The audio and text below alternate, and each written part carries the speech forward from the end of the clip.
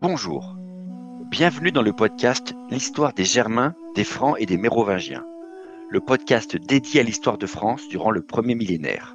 Abonnez-vous à notre podcast sérieux Mais pas trop. pour les passionnés d'histoire qui veulent tout comprendre sur l'histoire de ces peuples et de leur territoire au premier millénaire. Et retrouvez-nous sur www.meropodcast.fr. Et surtout, n'hésitez pas à nous donner des étoiles sur votre application de podcast préférée ou à nous envoyer un message. Ceci est l'épisode 1. Au nord, c'était pas que des corons. Alors moi, j'ai toujours entendu que l'histoire des Francs commençait avec Clovis vers 496 après Jésus-Christ. Une entrée fracassante de notre premier roi dans la piscine de la cathédrale de Reims. Mais bon, on sait bien que nos ancêtres ne sont pas arrivés de nulle part. Vous êtes d'accord? Donc pour notre histoire des Francs et des Mérovingiens, nous allons remonter un peu dans le passé. On ne commencera pas avec Il était une fois le bon roi Clovis. D'ailleurs, nous n'allons pas parler de Clovis avant un certain temps, et sûrement pas pour l'appeler le bon roi de toute façon. Eh oui, on spoil l'entrée, cache. On gardera ce titre pour son arrière-petit-fils, enfin, peut-être. Nous allons maintenant remonter en 98 de notre ère, avant même l'époque où les hommes et les femmes, qu'on appellera un jour les Francs, n'existent, ou tout du moins soient reconnus comme tels sous ce nom. Avant leur naissance officielle d'une certaine manière. Faisons donc maintenant place à cette histoire que nous avons choisi de faire commencer quelques siècles plus tôt, quelque part dans la basse vallée du Rhin, avec ceux qu'on appelle les Germains. En fait, notre récit débute à Rome en 98 de notre ère. Et au milieu de tous les sénateurs présents dans la capitale, ces hommes qui font fonctionner la grande machine impériale romaine, on trouve un certain Publius Cornelius. Publius Cornelius vient d'avoir 40 ans et il a accompli une belle carrière pour un petit provincial comme lui, en tenant un nombre impressionnant de postes dans l'Empire romain durant les 25 dernières années. Il est devenu un des plus hauts fonctionnaires romains. Publius est un travailleur acharné. Et c'est un homme doué pour faire fructifier un beau réseau d'amis et de dépendants qui l'ont aidé à franchir toutes les étapes de la hiérarchie impériale. Il a fait un beau mariage, il dispose d'une belle fortune et d'une réputation impeccable de fonctionnaire compétent et sérieux. D'ailleurs, pour couronner ce beau parcours, Publius est devenu sénateur romain. C'est encore, à cette époque-là, une promotion assez rare pour un fils de chevalier qui conclut brillamment une carrière sans tache, ou presque. On peut le dire, Publius Cornelius a su bien mener sa barque ces dernières années. Mais aujourd'hui, notre homme a un choix important à faire. Il faut choisir la bonne posture, maintenant qu'un nouvel empereur, qu'il ne connaît sans doute pas très bien, voire pas du tout, vient juste d'être nommé. Car en 98, les sénateurs de Rome viennent d'acclamer un nouveau maître à l'Empire, un certain Trajan. Et Trajan, on ne connaît pas ses intentions précises d'ailleurs, même s'il a le soutien du Sénat. Qu'est-ce que les sénateurs savent du nouvel empereur? Difficile à dire, d'autant qu'il n'est pas à Rome avec eux. C'est le général des légions de Germanie, soit. C'est aussi un Romain, mais un provincial tout de même, car sa famille s'est établie en Ibérie, l'Espagne actuelle. Trajan vient d'une grande famille patricienne, et il a été choisi très récemment comme successeur par Nerva. Nerva, c'est l'empereur qui a brièvement dirigé l'Empire à la mort de Domitien et qui a ramené un peu de stabilité et de calme à la fin de la dynastie des Flaviens, 12 mois plus tôt. L'accession au trône de Trajan s'est passée assez tranquillement apparemment. Sa famille, ses connexions et son adoption par le prédécesseur, qui n'avait pas d'enfant, lui ont ouvert la voie. Contrôler la force militaire la plus puissante de Rome au port de l'Italie a aussi dû pas mal aider. C'est le genre de petits détails qui dissuadent un peu tous les rivaux potentiels. Mais étrangement, contrairement à tous ses prédécesseurs, qu'ils aient hérité du trône ou qu'ils aient dû s'en emparer, le nouvel empereur Trajan ne se dépêche pas de revenir à Rome une fois que le vieux Nerva, l'empereur qu'il a nommé co-consul et héritier, et est déclaré mort. Absolument pas même. Non, Trajan décide de rester sur la frontière de la Germanie et d'y rester longtemps, toute cette année 98.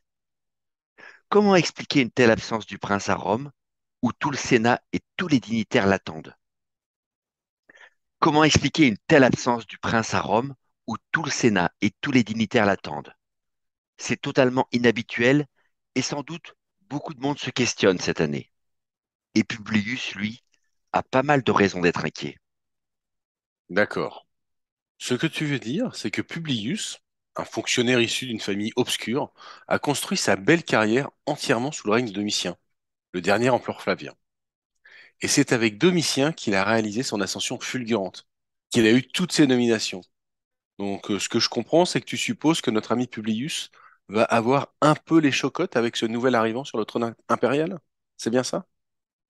C'est possible, car avec un nouvel empereur, on n'est jamais à l'abri d'un grand coup de balai de l'entourage et des supporters du précédent. Coup de balai qui peut être sanglant d'ailleurs, si le nouveau venu veut faire place nette. Et la chute de Domitien, pour le coup, ne s'est pas passée en douceur. L'homme avait tout fait pour s'aliéner les grands patriciens de Rome. Il avait martyrisé les plus grandes familles, banni certains sénateurs, exécuté d'autres. Un règne de plus de 15 ans, soi-disant se terminant comme une tyrannie sanglante, sombrant avec la folie de cet empereur. Jusqu'à ce jour de septembre 96, où Domitien, à qui Publius avait dû jurer fidélité, s'est fait liquider à coups de poignard par son entourage. Dès le meurtre commis, ça a été un déchaînement anti-domitien dans toute l'élite romaine. Tout le monde l'a chargé des pires crimes. Tout le monde s'est désolidarisé de cet empereur fou. Enfin, une fois son corps refroidi, bien sûr, ce qui laisse place au doute et à l'exagération. Et Trajan marque immédiatement qu'il n'aura aucune part avec l'héritage de ce tyran de Domitien et de son ère sanglante. Il a effectué une petite purge limitée en éliminant seulement deux rivaux possibles, le préfet des Prétoriens et le gouverneur de Syrie. Et ça a envoyé un signal bien clair pour tout le monde. Les temps ont changé en cette année 98, définitivement. Et il vaut mieux s'aligner sur la vérité officielle qui maudit tout ce qui se rattache à Domitien et à son règne. Ce qu'en pense vraiment Publius Cornelius dans le fond à ce moment-là, on ne le saura sans doute jamais précisément. En tout cas, il ne va en rien se démarquer de l'ère du temps. Il va charger Domitien lui aussi dans ses écrits post-coup d'État et le présenter comme un psychopathe absolu. En gros, Publius laisse entendre que lui, comme les autres sénateurs qui voulaient continuer à servir Rome sans s'exposer à une mort certaine par leur opposition, ont dû faire le dos rond. Il accable donc Domitien le tyran en parlant des cruautés atroces dans Rome, en nommant les meurtres et les proscriptions, histoire de ne laisser aucun doute sur sa fidélité au nouvel empereur. Peut-être qu'il en rajoute pas mal Publius, mais c'est la nouvelle mode à Rome. On sent entre les lignes un peu de culpabilité quand même. D'accord, il a été obligé de servir Domitien pour servir Rome, mais en conséquence, il serait aussi responsable, en partie au moins, des crimes qui auraient été commis sous ce règne. Au minimum, on dirait complice par son silence. Entre les lignes au sens propre en fait, car dès la chute de Domitien, Publius va désormais combiner son rôle de sénateur avec une nouvelle passion. Et cette passion, c'est l'écriture. Une passion qui lui permet sans doute de coucher sur papyrus cette culpabilité. Notre homme veut maintenant faire œuvre utile en tant que moraliste, en réfléchissant sur le pouvoir, sur la tyrannie, sur le rôle et le destin de Rome. Tout un programme. Publius Cornelius Tacite, le grand serviteur de l'État, est désormais aussi un écrivain. Et c'est sous ce nom qu'il va rester dans l'histoire. Tacite, le moraliste. Ah, d'accord. Publius Cornelius, c'était Tacite. Tacite, l'un des plus grands historiens romains. Ce Tacite-là, celui dont tout le monde a entendu parler, mais honnêtement ne sait pas vraiment remettre dans son contexte. Et non seulement il admet avoir fait carrière sous un tyran, mais maintenant il doit s'adapter et survivre au nouvel empereur Trajan. Encore un qui veut donner raison à Darwin, hein, par ailleurs. Pour Tacite, l'enjeu est donc de se mettre au mieux avec ce nouveau régime et d'envoyer les bons signaux avec un nouvel homme que personne ne connaît vraiment. On ne sait pas s'il retourne totalement sa toge ou sa veste au bon moment, car le bon timing est la clé du succès dans ce genre de plan. J'imagine donc qu'il y a forcément un gros contexte à comprendre derrière les écrits de Tacite. Il va falloir lire entre les lignes. En gros, est-ce qu'il faut lire tout ce qu'il écrit sous l'angle du traumatisme lié à la fin de l'empire de Domitien, l'empereur dégénéré? Oui, ça semble tout à fait clair. Mais comme n'importe quelle source écrite d'ailleurs, les propos de Tacite ne peuvent pas être détachés du contexte de l'époque. Clairement, l'homme est aussi un survivant, bien conscient de devoir plaire au nouveau pouvoir. Il y a très probablement un peu de calcul chez lui. Au minimum, de la prudence et du respect vis-à-vis de ce qui doit être la nouvelle ligne officielle. Même si, à ce moment précis, la nouvelle ligne officielle, personne ne doit trop la connaître chez les sénateurs de Rome. À part, bien sûr, pour rire Domitien. Mais oui, le choix des sujets pour notre nouvel auteur Publius Tacite doit forcément coller avec le nouvel air du temps à Rome. Et donc, surprise, dans une de ses toutes premières œuvres, Publius écrit en 98 un ouvrage appelé L'origine et le pays des Germains, plus communément appelé la Germanie. Ce petit ouvrage va servir de référence sur les peuples qui vivent au nord des frontières de l'Empire romain. Ce n'est pas un livre avec une intrigue ou des héros. Ce n'est pas non plus une histoire avec des événements, un début et une fin bien clairs. Il paraît évident que de toute façon, nous n'avons pas la totalité du texte original de Tacite, donc il nous manque une partie des clés pour comprendre l'ambition exacte de cet ouvrage. Mais disons que c'est une sorte de récit ethnographique que Tacite couche sur papyrus. Quelques pages pour décrire les voisins remuants de l'Empire qu'on trouve derrière le Rhin et le Danube, où justement le nouvel empereur a décidé de passer l'année. On les appelle communément les Germains, depuis plusieurs siècles à Rome, d'où le nom de l'ouvrage. César notamment les cite dans la guerre des Gaules. Et c'est donc un livre crucial pour nous, pour marquer le début de notre histoire. Enfin, en tant que moraliste, vu que c'est la nouvelle passion qu'il s'est choisie, la Germanie est un sujet génial.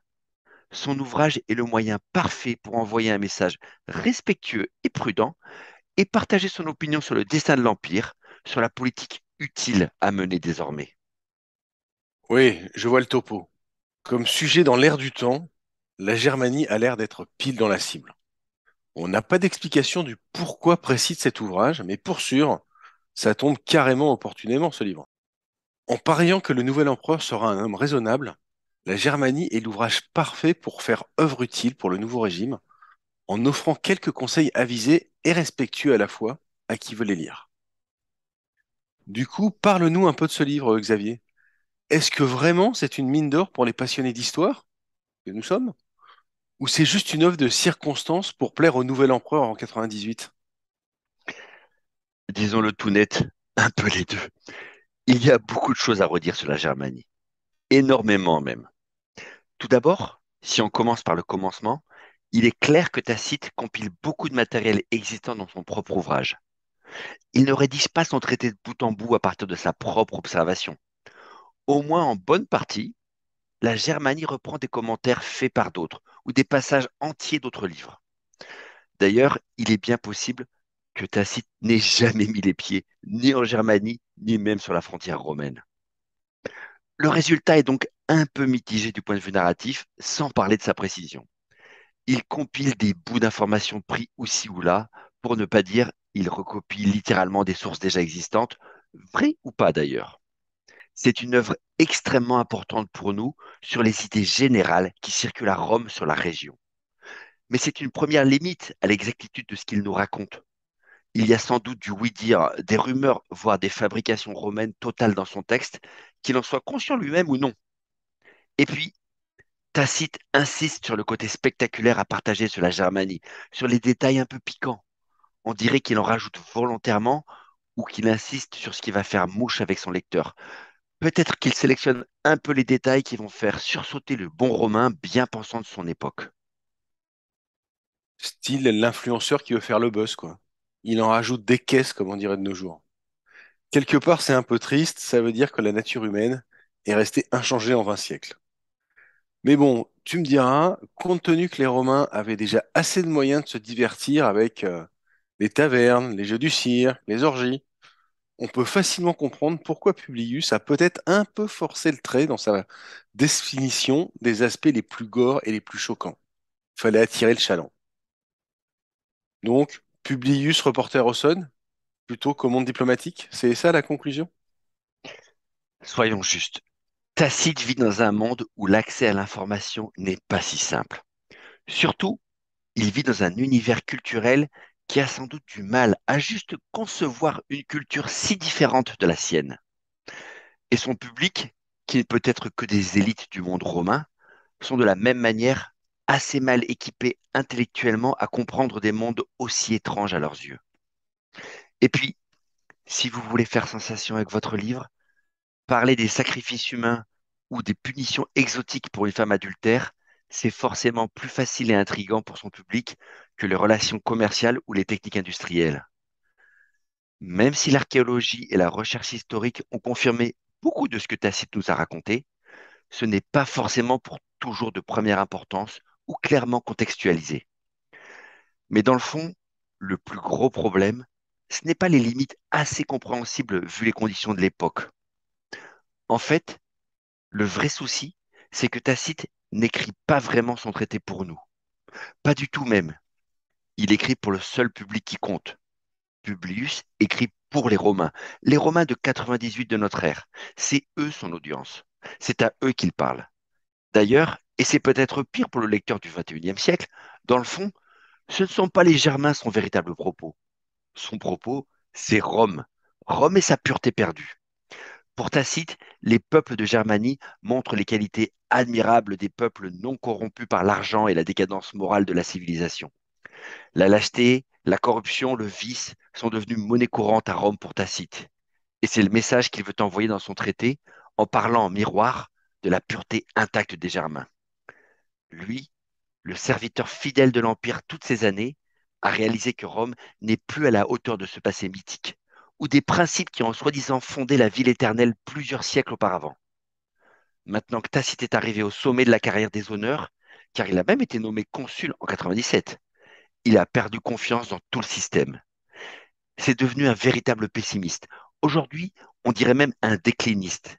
Le genre du tout fout le camp, ou c'était mieux avant quand on avait des vraies valeurs. La chute brutale de Domitien a dû marquer Tacite. Comme tous les flatteurs ont su retourner leur toge le jour même de sa chute pour passer de l'adulation de cet empereur à sa détestation, tout ça l'a peut-être profondément déçu sur les hommes et le pouvoir. C'est la décadence de Rome à son paroxysme. S'il avait encore des illusions sur les imperfections de cet empire auquel il a consacré sa vie, ses yeux sont maintenant grands ouverts en 98 sur la réalité. Alors oui, il nous parle des Germains comme purs de tous les vices qui l'ont marqué à Rome. La loyauté, la simplicité, la bravoure et le sens moral admirable malgré leur sauvagerie. Que de belles choses, que des qualités magnifiques. Sont-elles absolument véritables? C'est un peu douteux quand même. Au mieux, elles ne reflètent qu'un aspect des choses.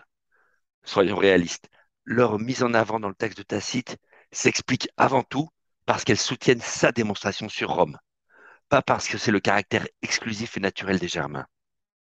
Il en rajoute des tonnes et exagère pour la bonne cause leurs vertus comme leurs défauts de barbares. Son but est de rappeler aux citoyens romains ce qu'ils doivent être. C'est un noble objectif pour un Romain du 1er siècle, mais nous, ça ne nous aide pas forcément à découvrir qui les Germains étaient vraiment dans le fond. Donc, si la Germanie est une fable moralisatrice plutôt qu'un traité ethnographique réaliste sur les peuples du Nord, est-ce vraiment utile pour comprendre qui sont vraiment les Germains? Parce qu'enfin, on s'est quand même énormément basé sur ces écrits pour parler de la partie de nos ancêtres qui sont venus d'outre-Rhin. Est-ce par défaut car nous n'avons pas d'autres sources? Et doit-on accepter les biais de Tacite en la matière, faute de mieux? Disons que la description de Tacite est exceptionnelle par sa densité et sa qualité. Est-ce la seule source de toute l'Antiquité sur les Germains? Non, absolument pas, et d'autres nous sont parvenus par bribes, mais c'est la meilleure et la plus complète dont on dispose.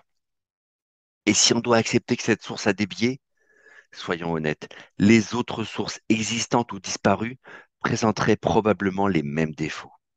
Alors, même imparfaite, remplie d'erreurs et de préjugés de l'époque, c'est une source extraordinaire pour commencer à découvrir les peuples germaniques, ancêtres des Francs et des Mérovingiens. On va regarder ce qui est exact dans sa description et essayer de démêler ce qui tient du farfelu ou de la pire propagande en croisant cette source avec les autres connaissances historiques et archéologiques dont on dispose maintenant. Mais avant tout, nous devons rester conscients que tout le matériel écrit, toute la source littéraire future aura des biais, celle-ci comme une autre. D'ailleurs, la vérité à affronter dès le début de ce podcast est que ni les Germains en général, ni les Francs en particulier, n'ont laissé de texte avant le 5e siècle. Tout notre matériel littéraire, toutes nos chroniques, toutes les lettres et les inscriptions, enfin, tous les écrits du début du millénaire viennent de l'Empire romain, la totalité. Et pour Tacite comme pour les autres, on va faire face à la même limite. Ce sont des Romains qui nous parlent avant tout et surtout de Rome. Les autres cultures, les autres nations ne sont intéressantes que parce qu'elles interagissent avec Rome ou parce qu'elles reflètent ce qui se passe à Rome. Les auteurs latins ne s'intéressent pas vraiment à eux dans le fond, ou ne les comprennent même pas. Après tout, c'est un peu le sens premier du mot barbare du point de vue étymologique. Celui qui parle une langue incompréhensible. Vous nous voyez venir, n'est-ce pas? Le message, en effet, est que notre histoire des Francs et des Mérovingiens va être dépendante un certain temps de sources externes, principalement romaines. Et ces sources, comme toutes les sources, ont leur propre biais. Que ce soit pour Tacite ou pour les autres, leur propre culture les influence. Et leur histoire personnelle aussi, d'ailleurs. Tout le matériel écrit qu'on va utiliser est un peu frelaté. Et essayer de comprendre à travers leur regard et leurs préjugés qui sont vraiment les Germains et un jour les Francs va être le plus gros défi de ce podcast. Vous voilà prévenu. Et il ne faudra pas oublier non plus, au moment de tirer des enseignements des écrits qui nous sont parvenus. Mais au final, il parle de quoi alors, ce livre? Disons juste quelques mots sur ce fameux ouvrage de la Germanie avant de nous quitter. D'abord, ce n'est pas vraiment un livre, mais plutôt un traité dont nous avons 40 chapitres très courts. Le tout se lit en moins de 15 minutes. Tacite expose longuement les traits culturels des Germains, ce qui fait de ces peuples simples un monde à part. Mais en attendant, Tacite nous donne un panorama très complet, allant du régime alimentaire au code de loi. Il y a une foule d'informations, réelles ou non, à aller fouiller là-dedans. Et puis, il embraye sur la description des différentes tribus, un concept à manier avec précaution, mais on y reviendra. Une longue liste de tribus donc, qui partagent selon lui une culture et une langue similaires. Ces tribus sont présentées les unes après les autres pour le lecteur. On balaye toute l'Europe actuelle, du nord-ouest à l'embouchure du Rhin jusqu'au sud-est à l'embouchure du Danube. Des tribus, des dizaines de tribus, farouches, féroces, et qui n'ont peur d'à peu près rien et sûrement pas de Rome. C'est d'ailleurs là le point le plus important du traité de Tacite. Car notre auteur n'a pas comme seul objectif de pointer du doigt ce qui dysfonctionne à Rome dans une bulle. Pour lui, les Germains sont là pour rappeler à chacun que si Rome baisse la garde, certains voisins du Nord seront capables de frapper l'Empire au premier signe de faiblesse. Et nous nous arrêterons là pour ce premier épisode, sur cette petite phrase que Tacite lâche au milieu de son ouvrage en parlant des Bructères, une tribu germanique que nous reverrons, mais qui vient de se faire massacrer par ses voisins. Une petite phrase de rien du tout, lâchée à la fin du chapitre 33 de la Germanie. Tacite nous dit, et je le cite, puissent ces nations, à défaut de nous aimer, de continuer à se haïr elles-mêmes, puisque, au point où le destin a amené l'Empire, la fortune n'a désormais de meilleurs cadeaux à nous offrir que les discordes de l'ennemi. Je vois l'idée. Pour lui, les peuples germains sont une menace mortelle. Mais cette menace ne se matérialisera pas tant que ces peuples se battront les uns contre les autres. Mais s'ils doivent s'unir un jour, c'est une autre histoire qui commencerait pour Rome. Leur désunion, c'est la meilleure protection possible pour Rome. Unis, ces peuples seraient redoutables. C'est bien ça l'idée? On peut comprendre aisément où Tacite trouve cette notion. Après tout, 90 ans avant d'écrire son ouvrage, c'est la fameuse bataille de Teutobourg, qui a eu lieu de l'autre côté du Rhin. Bataille où 3 légions ont été anéanties en traversant le pays par une alliance de tribus. Le désastre a été tel qu'il a convaincu Rome et son empereur Auguste que la région et ses habitants étaient trop sauvages pour tenter de les intégrer dans l'Empire. Leur sauvagerie les rend inassimilables. Mais même primitifs, ce ne sont pas des peuples sans force. Leur capacité militaire est une réalité. Tacite frappe fort dans ce traité, évidemment. On sent le propos alarmiste du tout fout le camp et si on se reprend pas, ça va mal finir. Ça reste une ficelle classique quand même. Si vous voulez attirer l'attention de votre audience, rien de mieux que de lâcher un propos très choquant en exagérant dès le début.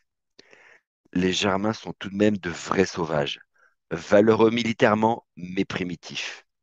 Qui peut croire qu'un jour, ces peuples pourraient s'unir pour venir défier la puissance romaine? Que l'Empire ait eu un désastre en s'y attaquant avec un chef malhabile sur leur propre terrain, une contrée forestière et marécageuse, c'est une chose. Mais de là à imaginer que ces peuples seraient capables de traverser la frontière et de venir défier Rome sur ses propres terres, des barbares qui pourraient sortir de leurs forêts, renverser les fortifications et s'attaquer aux légions de Rome en combat régulier, et pourquoi pas les vaincre sur un champ de bataille et se mettre à piller l'Empire? Ce Publius Cornelius Tacite, toujours prêt à exagérer. C'est tout de même pas très crédible, cette histoire de voisins sauvages du Nord qui pourraient franchir le limès romain tout à coup et envahir l'Empire. Merci d'avoir écouté cet épisode de L'histoire des Francs et des Mérovingiens, le podcast dédié à l'histoire de France durant le premier millénaire. N'hésitez pas à nous retrouver sur notre site internet www.meropodcast.fr et à bientôt pour notre prochain épisode.